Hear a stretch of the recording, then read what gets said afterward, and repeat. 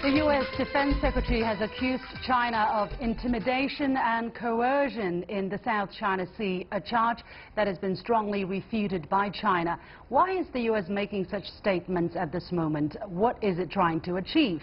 And on World Environment Day, the UN Secretary General is urging us all to refuse what we cannot reuse. Are his words falling on deaf ears, or is he preaching to the converted? Welcome to The Point, live from Beijing. I'm Li Xin.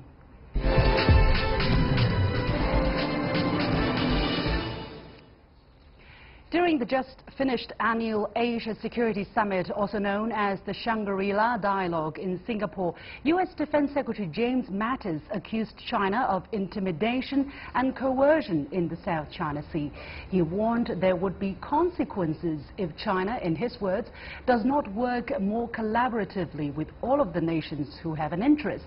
In response, Vice President of the Academy of Military Science of the Chinese People's Liberation Army, He Lei, said China deploys defensive facilities within its sovereignty and poses no threat to regional security. He added anyone who makes such carping comments is trying to interfere in China's internal affairs, and it's not worth refuting. Mattis also stressed at the summit that America is in the Indo-Pacific to stay and that it is the U.S.'s priority theater. So why is the U.S. government under President Trump so enthusiastic about this region, and how much does Trump's so-called Indo-Pacific strategy influence China's diplomacy? We're joined in the Beijing studio by Professor Zhu Chenghu from the People's Liberation Army National Defense University and Professor Dennis Wilder from Georgetown University, who was a special assistant to former U.S. President George W. Bush. We're also joined via satellite from Washington, D.C. by Douglas Smith, former Assistant Secretary of the U.S. Department of Homeland Security, who is also the managing partner of Kent Strategies. So, gentlemen, welcome to the show. To the two guests here in the studio, what is the timing on the mind of the Secretary of Defense at this particular moment during this dialogue to bring up all the accusation about China on the South China Sea? Mr. Professor Wilder. Well, I think there have been some developments on the Chinese artificial islands that they built in the South China Sea. Satellite photography has shown that China is upgrading with new missile systems on those islands. Bombers have been flown into the Paracel Islands. It looks like China is stepping up its militarization of the area, and that is something that the United States and the neighbors of China in that area are concerned about. Well, General Mattis says that accuses China of intimidation and coercion. What kind of action would qualify intimidation and coercion? Just by having these facilities, do you think that is China's intention to intimidate its smaller neighbors, or what will be the qualification of such acts? Well, I think that the fact that China has moved to create 3 large military airfields in an area that no one has airfields of that size tends to intimidate its neighbors. Its neighbors are asking, why does China need military airfields in this area? And so I think that the use of the term, it's strong language, I'll grant you that, but I think it's a concern that what is China's intention? Why does China need to have forward bases of this sort? That's the real question here in the South China Sea. Yeah, Professor Zhu, can you give some answers to Professor Wilder's question? Yes, first of all, I think with regard to the military airfields, I think China is not the first country to build there, because Vietnam and the Philippines already got these sort of fields before we established the artificial or the man-made islands. This is one. Secondly, I think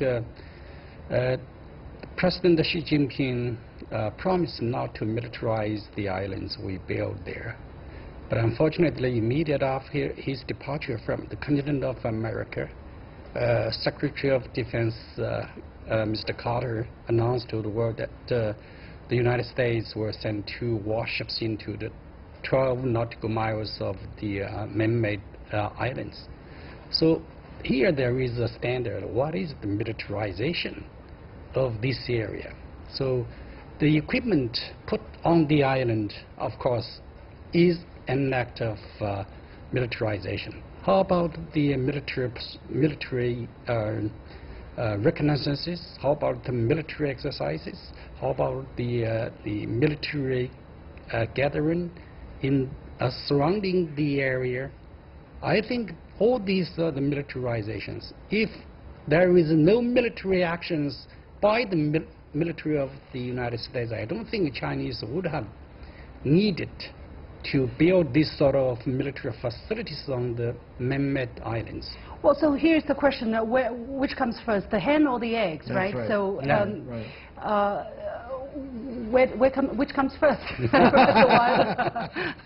Well, I think it is true that the other nations in that area have militaries on their islands, and they have, to some degree, upgraded their facilities. However... Why can't China do it? Well, I'm not sure that we're saying that China necessarily can't do it, but China's are much bigger, yes, much more capable islands than the islands of these other nations. Well, China is a bigger nation, right? When we build something... Yeah, you tend to do things... Yeah. The thing is, right. So the reason is the same as between China and the United States. Chinese can never match the United States in military capabilities. Therefore, those countries on the rim of the South China Sea will never have the capability to match China. It's the same, I think. Let me cross over to Mr. Douglas Smith, standing by in Washington, D.C. General Matys talks about the Indo-Pacific as a priority theater for the United States. What does he mean? Well, I think a couple things. Let's take one step back to sort of your opening comments about his messaging. Yeah, I think part of that messaging, I would say, is also aimed at the upcoming talks in Singapore between the United States and North Korea. So I think it's setting sort of a larger message to the partners within the community. You know, as it relates to the United States strategy within that region, I think it's a continuation of what President Obama did, and I think it's about, and I think you raise a great point. What comes first, chicken or the egg? You know, I think it's the United States saying that they are maintaining a presence there. They don't want to leave it as a vacuum. But I also think it's something we have to be very cautious of. If you look at the United States military budget, the Russian military budget, and the Chinese military budget, and you combine them, you know, we're talking over $1 trillion in defense spending. And, you know, that's a lot of money being pushed around. You add in the other players in the region, India, $50 billion. You know, obviously South Korea, you know, Japan's defense force. There are a lot of players sort of stretching and trying to sort of figure out who owns that territory. And I think as President Trump, you know, continues to sort of flex and adjust exactly what his message is on foreign policy, I think what General Mattis is trying to do is maintain options. You know, maintain that the United States is going to be an active player there.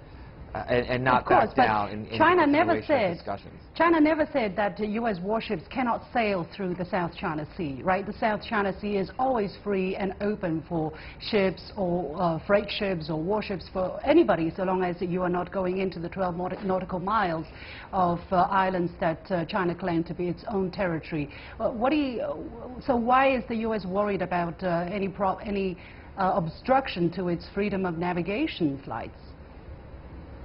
Well, that's not exactly accurate. I mean, there have been numerous incidences over, you know, let's just say the last 10, 12 years of Chinese warships, aircraft pushing back against the United States.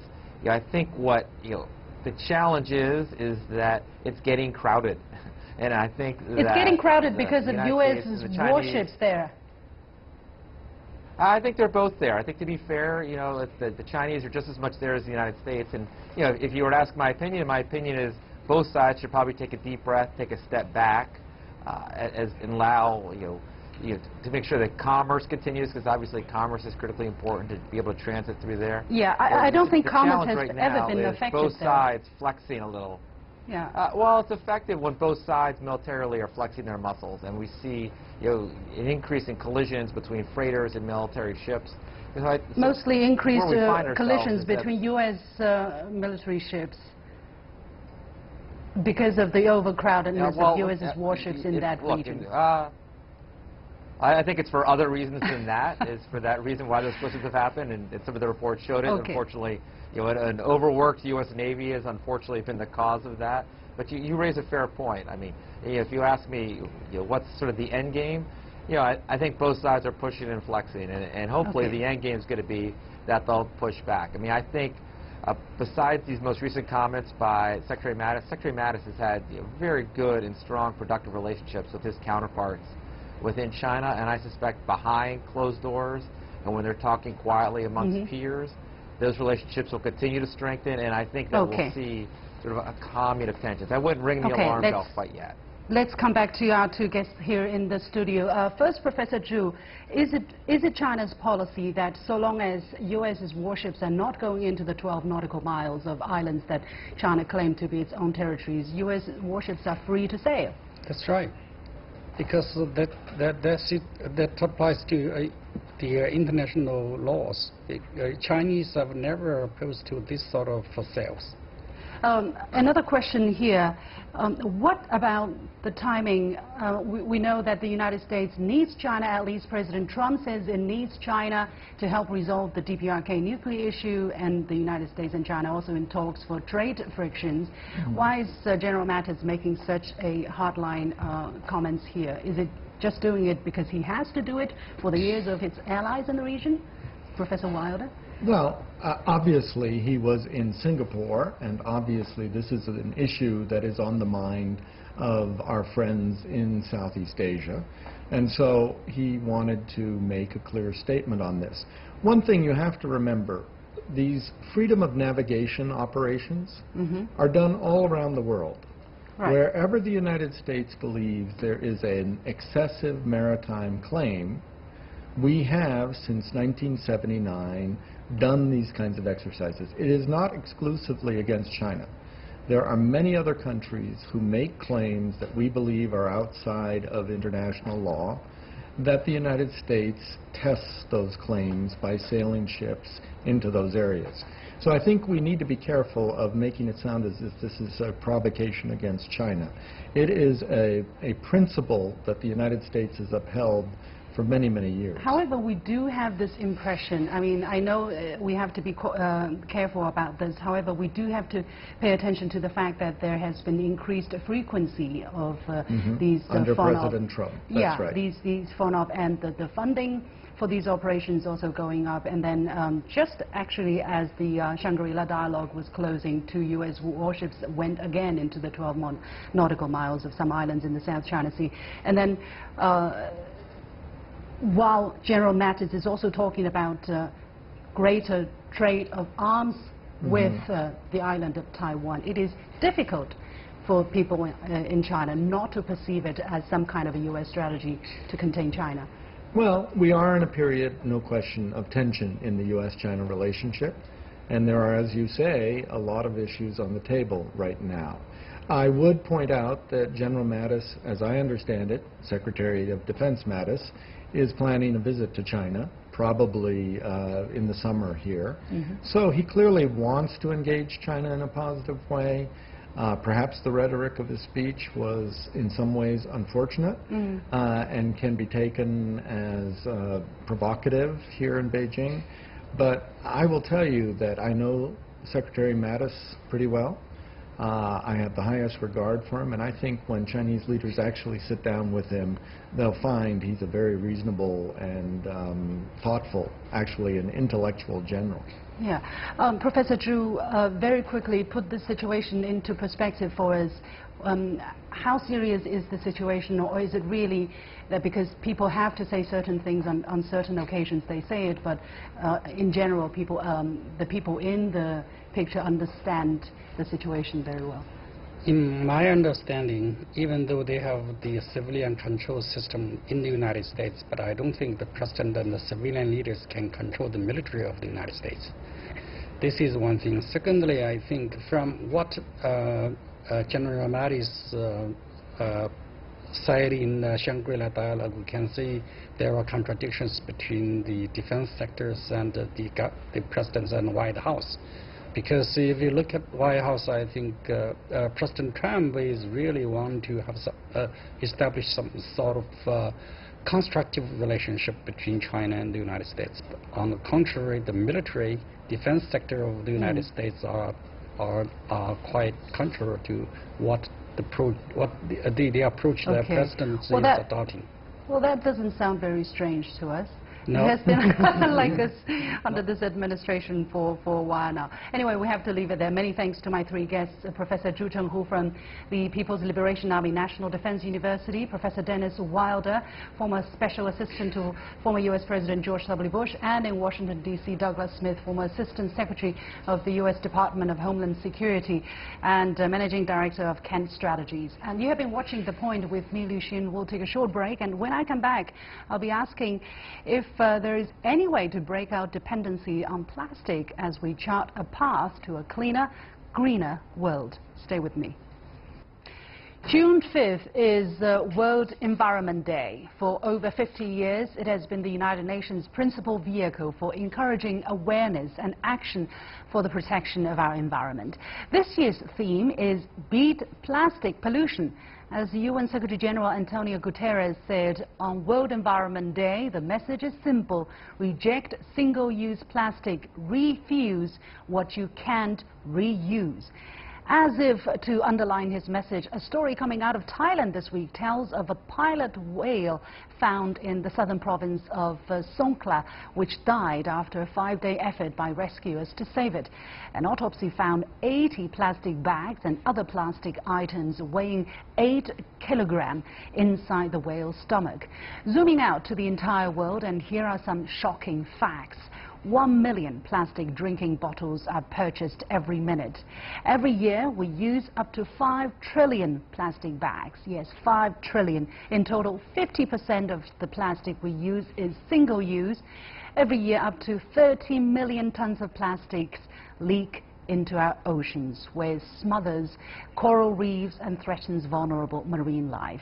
And the list goes on. So what do we all need to do in order to make a small difference to change that picture? What are the biggest challenges that still lie ahead? Joining me from The Hague in the Netherlands is Mathy Stanislaus, Circular Economy Fellow at the World Resources Institute, and from New Delhi, Jarnail Singh, who is the India Director of the Climate Group. Gentlemen, welcome to the show.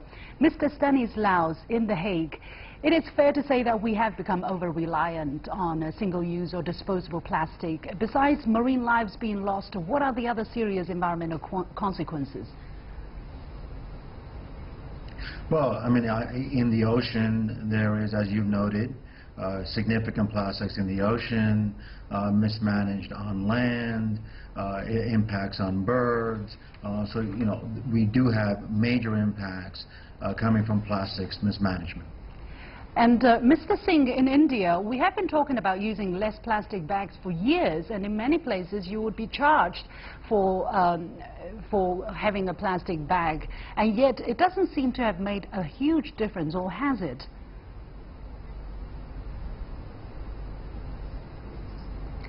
It has actually made a lot of difference, and I see that India has committed to ban all single-use plastics by 2022 and make it plastic free. And I've been getting news that citizen action is taking a front seat with, you know, state governments taking a lead. For instance, Hyderabad has just committed to ban single-use plastic and making Hyderabad a plastic-free city completely. So we are seeing action at all levels, from citizens to cities to states and at the national level, and it's great to see that India is the host for the World Environment Day today. And it's an electrifying atmosphere to beat plastic pollution this time. Right, we're going to talk about that in just a moment. But explain to me, why is the situation still so bad? Is it because we are not doing enough, or is it because we are simply consuming more and more plastics? Mr. Singh again.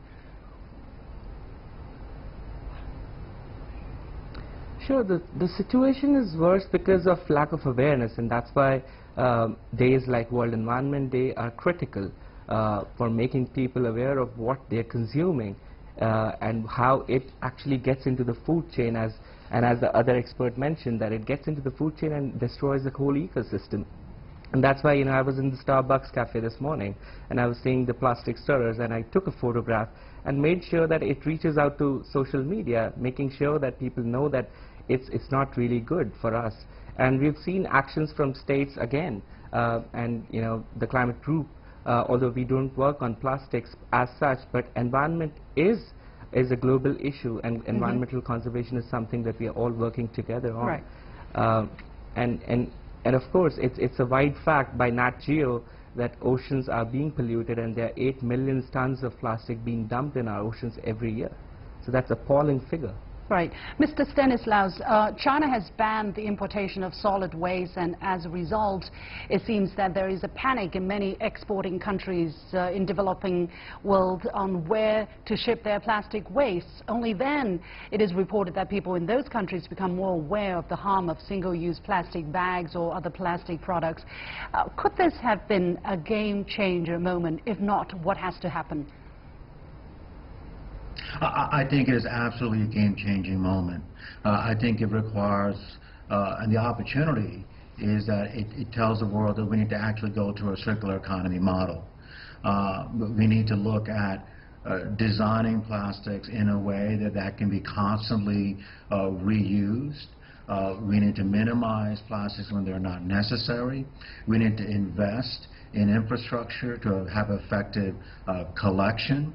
And we need to figure out how do we incentivize market conditions. So I do think there's a moment in time where the globe needs to invest in looking at not plastics as the problem, but looking at plastics as an opportunity to shift from a linear throwaway society, but shift towards the investments that we need to make it circular. And that's businesses, that's influencing retailers, influencing consumers.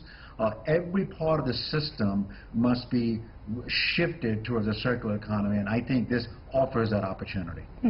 Mr. Singh, you were mentioning that India is the host city for the World Environment, host country rather, for the World Environment Day this year. So what messages are you highlighting? And in terms of plastic waste, India is said to be one of the bigger polluters, and yet per capita term India is actually not that bad. What has India been doing to tackle this crisis? So I'm coming from the World Environment Day celebrations today, and it's heartening to see that businesses are coming together with governments to solve this big problem that persists in India. And those were the days when we used to go to a grocery shop and we could purchase anything and get a plastic bag for free. We don't get plastic bags in these grocery stores anymore. I mean, the larger multinational grocery stores, instead we get recyclable bags, and that too at a cost. So we have kind of innately started to use our own and started the process of recycling ourselves. But what I'm seeing today is that there's an amalgamation of businesses and governments coming together to draw public-private partnerships, getting pledges, getting commitments to ban single-use plastics, because what it creates is an existential threat for the ecosystem, and that's what we are seeing today. For instance, companies like Hindustan Unilever, major public sector undertakings like ONGC are making a commitment to ban single-use plastic and going 100% plastic free in the next few years. That's a great first step, I would say, in terms of action, from moving from commitment to action, and that's something really positive that's coming out.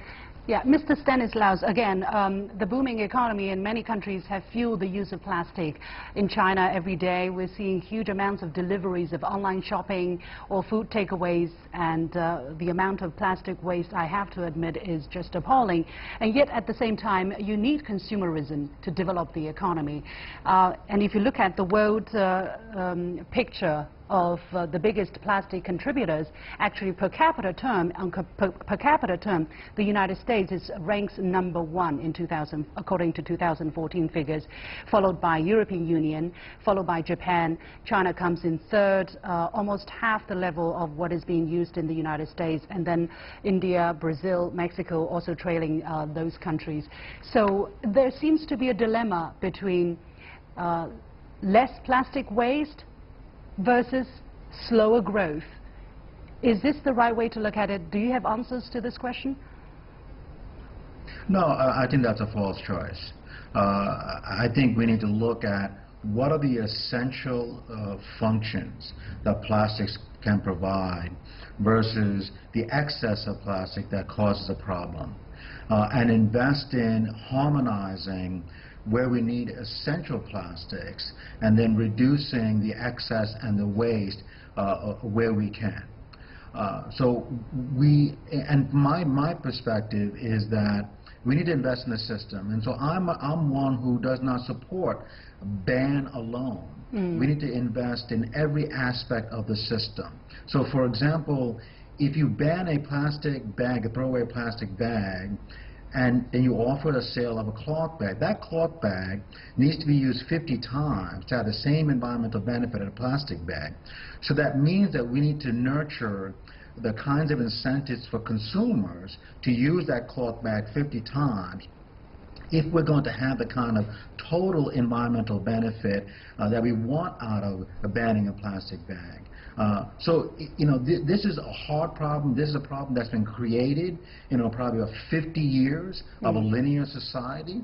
So again, it requires hard investment in every part of the system. And I do worry about, as a former policymaker of the U.S. EPA, that because of the pressure that we all face, that we gravitate to a single solution as opposed to the comprehensive solution. At this moment, just speaking from my personal perspective, instead of using plastic bags, I have too many cloth bags that I can't really use to the full, because everybody is giving me a cloth bag, which I really can't use anyway. I have about really 20 seconds for each of you. Could you please give us, as viewers, as ordinary individual citizens, one good tip on how to reduce single-use plastic, on top of your mind, Mr. Singh, in India? So I would just say that, something that we cannot reuse or recycle, we don't use it, and just restrict it to the words of Antonio Gutierrez. Okay. That's what I would say. And okay, Mr. Stanislaus, please. The intergenerational equity question. Yeah, I'm really running out of time. Mr. Stanislaus. Yeah. Well, I would advocate the resources at a local government, national government, to invest in a collection infrastructure and incentives for changing design. Okay, thank you very much, my two guests, Mr. Mathy Stanislaus, Circular Economy Fellow at the World Resources Institute, and Jarnail Singh, India Director of the Climate Group. And that is it for this edition of The Point. Follow me on Facebook and Twitter using the handle The Point with LA. Thank you very much for joining us. You've got The Point.